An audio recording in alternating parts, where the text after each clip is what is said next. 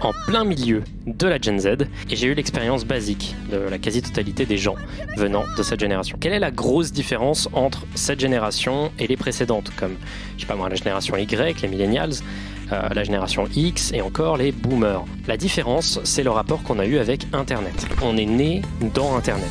Toutes les autres générations ont vu la démocratisation d'Internet en direct. Nous, on est né dedans.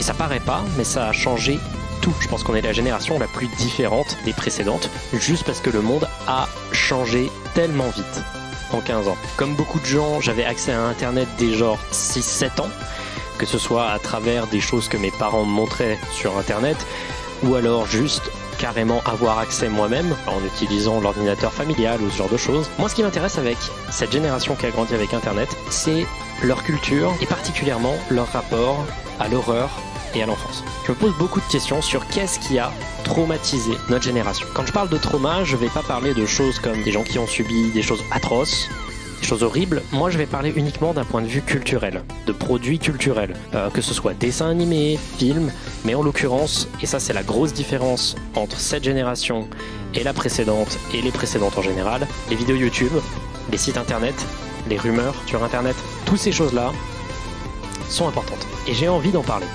J'ai envie d'en parler avec un des formats les plus utilisés actuellement sur le YouTube, mais étonnamment pas le YouTube français. Connaissez-vous le mème iceberg? C'est un de mes mèmes préférés, j'adore ce concept. C'est pas vraiment un mème, c'est plus un format. Mais l'idée du format, c'est de donner un sujet et de donner des informations sur le sujet en les séparant